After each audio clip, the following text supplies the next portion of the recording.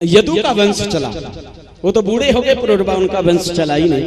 यदु के ही वंश में विकुच्छी हुए, विकुच्छी के पुरंजय, पुरंजय के वंश में अनैना, अनैना के पृथु, पृथु के विश्वरंदी, विश्वरंदी के बृहदस, इनके पूर्व पूर्व के अनु, अनु के चारुपद और चारुपद के पुत्र हुए दुष्यंत। ये वही दुष्यंत हैं जिनकी पत्नी शकुंतला थी, कहानी में सुना होगा। दुष्यंत के पुत्र हुए भरत, भरत के भजमान, भजमान के वंश में कुशाम्बु, कुशाम्बु के वंश में है हुए, और है के दो बेटे हुए। ध्यान से सुनना, एक तो हयात नाम का बेटा हुआ, एक सहस्त्रार्जुन हुआ। सहस्त्रार्जुन के 1000 भुजा थी, इतना बलवान था कि इसने रावण को 6 महीने तक अपनी घुड़साल में कैद करके रखा। इतना बलवान था, अपनी भुजाओं से गंगा की धारा रोक देता था, इतना बलवान।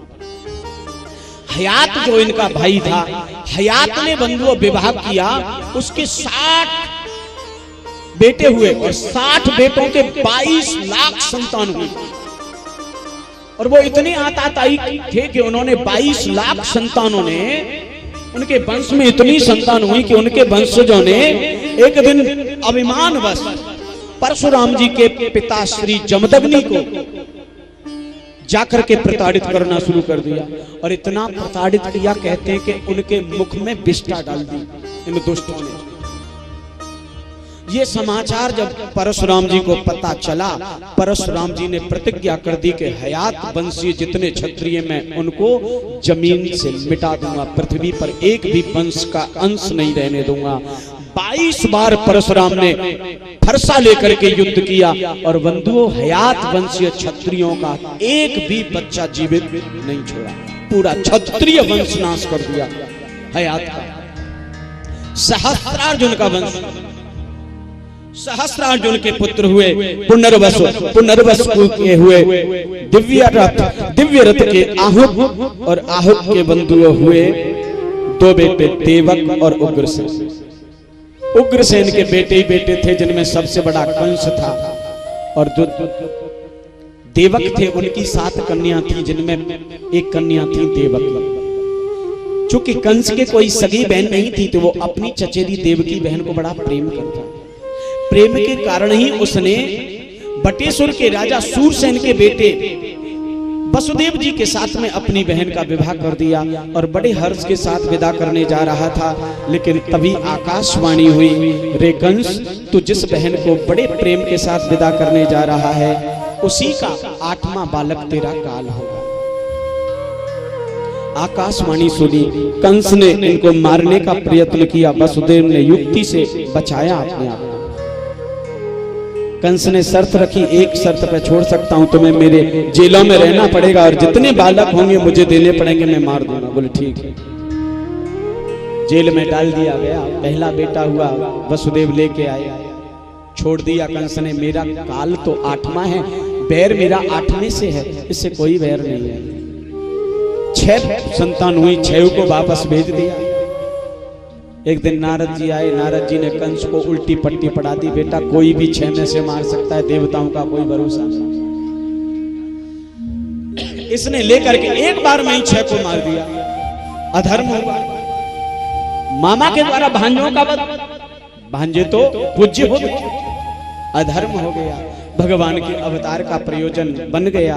भगवान ने शेषनाग को कहा, जाओ अवतार लो। शेषनाग गए, 7वें गर्भ के रूप में देवकी मां की गर्भ में आए।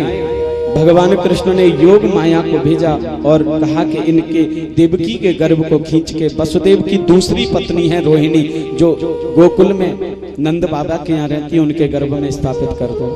देवकी के गर्भ से खींच के गर्भ रोहिणी के गर्भ में स्थापित कर दिया, और कर्षण करने के कारण वो बालक गर्भ में आए, और जब जन्म हुआ तो उनका नाम रखा गया संकर्षण, अर्थात बलराम जी महाराज।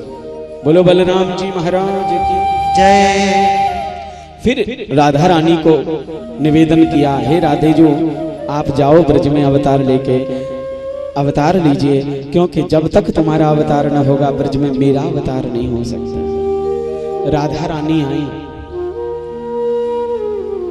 वृषभानु नाम के गोप के यहाँ, कीर्ति नाम की गोपिका के यहाँ भगवान की परम आराध्या, परम आह्लादनीय शक्ति राधा जी भगवान कृष्ण के अवतार से 3 वर्ष पहले राधा रानी का ब्रज में अवतार हो गया। बोलो राधा रानी सरकार की जय। कहां पर प्रकट हुई राधा रानी, कौन से गांव में?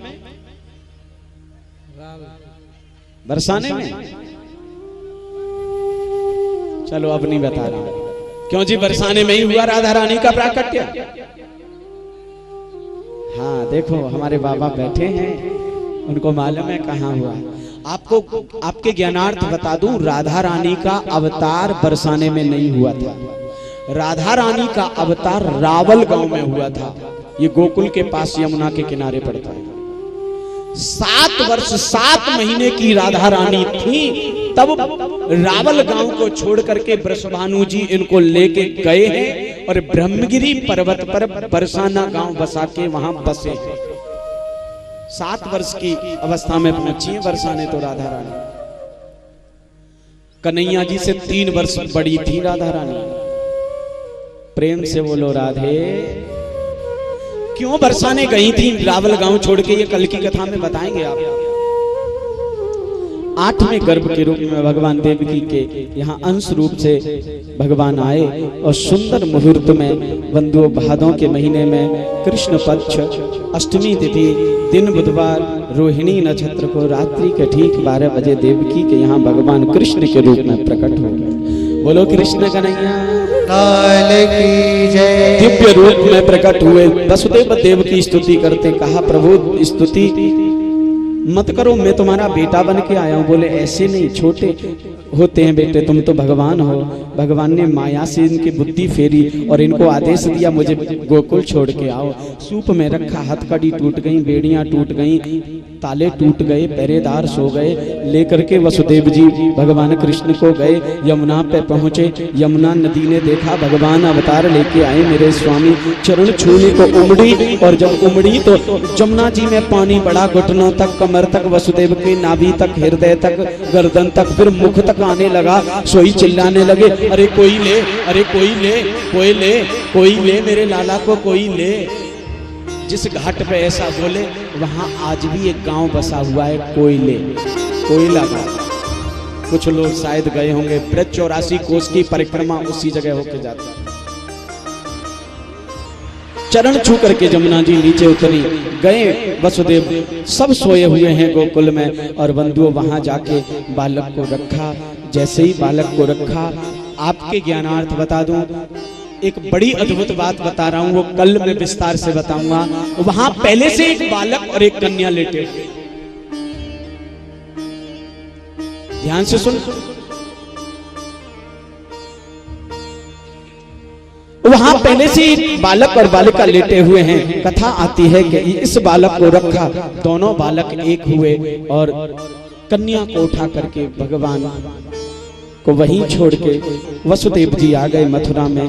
कंस को समाचार मिला, आए, पैर पकड़ के कन्या को जमीन पे मार के मारना चाहते थे, लेकिन हाथ से छूट गई। अष्टभुजा रूप धारण करके बोली, कंस तू मुझे मार नहीं सकता, बल्कि तेरे मरने का समय आ गया है। जल्द ही ब्रज में तेरा वध हो जाएगा। तुझे मारने वाला गोकुल में प्रकट हो चुका है। ये तो मथुरा की कथा। अब आइए गोकुल की कथा के। गोकुल में नंद बाबा 80 वर्ष के, 78 वर्ष की यशोदा मैया और कोई बालक नहीं है। ब्रजवासी 24 ब्राह्मणों की यहाँ अनुष्ठान कराने गए। 24 ब्राह्मणों ने चकाचक माल खीर पूरी का भोग बनाया, यमुना जी को भोग लगाया और भोग लगा करके बंधुओं कहा, हे यमुना मैया, तो ये खीर माल पुआ का भोग लगाइयो और नंद को लाला दियो, ऐसो बस बोलो। और यमुना मैया की कृपा सो, भगवान की कृपा कटाक्ष सो, राधा रानी सरकार के आविर्भाव सो सुंदर मुहूर्त, सुंदर नक्षत्र में यशोदा मैया के यहाँ भी भगवान का प्राकट्य हुआ। कौन से महीने में? प्रेम से बोलो। अब जरा कथा पे ध्यान दो। हाँ, कौन सा महीना था? अरे भादों का महीना, जय हो, भादों का महीना और घटा छाई चहुओर, मथुरा की जेलों में प्रकटे हैं नंद किशोर। भादों का महीना घटा छाई चहुओर, मथुरा की जेलों में प्रकटे हैं नंद किशोर। भादों का महीना छाई चहुओर, मथुरा की जेलों में प्रकटे हैं नंद किशोर।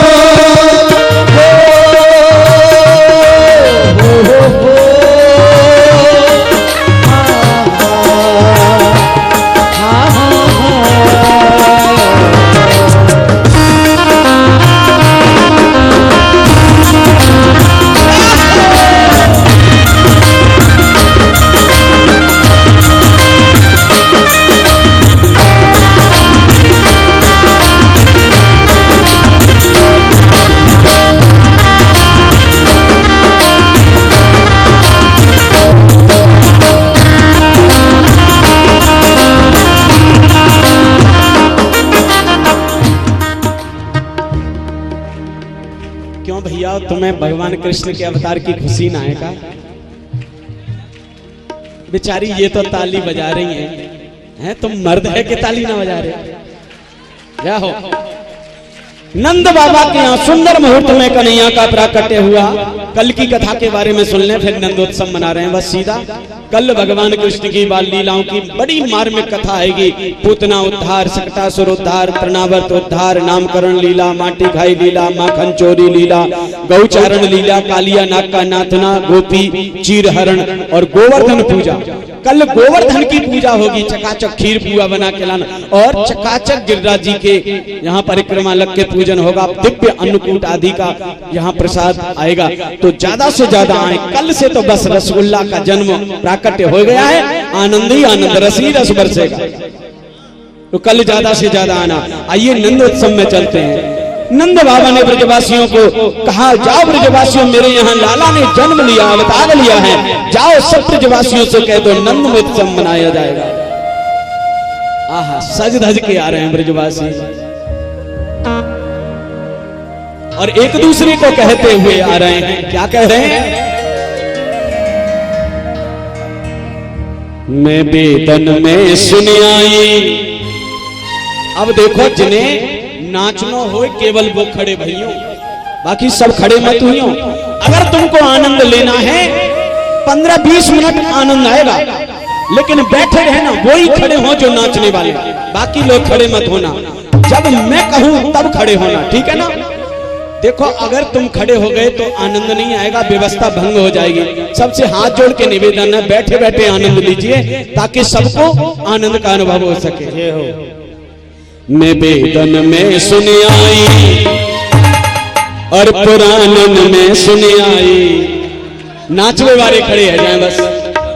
यशोदा जायो ललना में बेदन में सुन आई। यशोदा जायो ललना में बेदन में सुन आई। देखो, ये पुरुष लोग, लड़का इत्यादि, देखो ध्यान दें।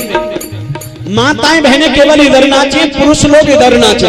पुरुष महिलाओं में नहीं जाए, महिला पुरुषों में नहीं जाए। थोड़ी व्यवस्थाओं को बना के रखे, जगह बना के रखे। नाचने वाले खड़े हों, बाकी सब भैया नाचने वाले खड़े हैं, जाओ शर्मा मत, नाचो चकाचक। यशोदा जायो ललना में बेदन सुन आई। यशोदा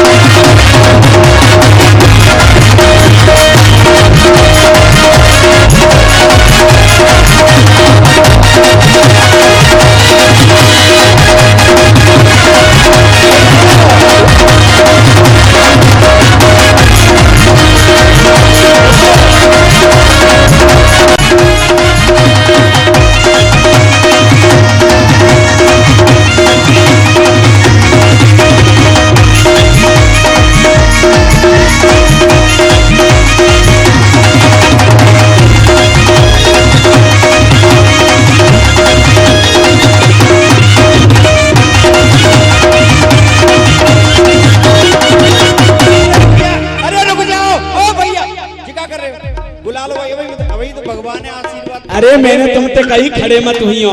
दो दो झांकी आ रही है, यशोदा मैया के यहाँ की भी झांकी है और वसुदेव जी के यहाँ की भी झांकी है। सब बैठ जाओ, बैठ जाओ। लाला की आंखें में गुलाल भर जाएगा भाई, गुलाल मत फेंकियो, पहले महाराज जी पे क्या लाओ। अरे देखो, यशोदा मैया के कन्हैया भी पधारे हैं और वसुदेव जी के भी भगवान कन्हैया रूप में पधारे। दो दो स्वरूप हैं तुम्हारे यहाँ। दोनों ही कन्हैया आ जाएं, जो दो जगह अवतार हुआ, दोनों ही कन्हैया व्यास जी ऊपर गद्दी पे आए, कैसेट बन रही है, उसके बाद में धूमधाम से नंदोत्सव मनाएंगे, ऊपर आ जाएं, कथा में व्यवधान न करें, फिर आनंद से खूब माल लुटाया जाएगा। दोनों ही कन्हैया ऊपर आशीर्वाद। बोलो कृष्ण कन्हैया लाल की।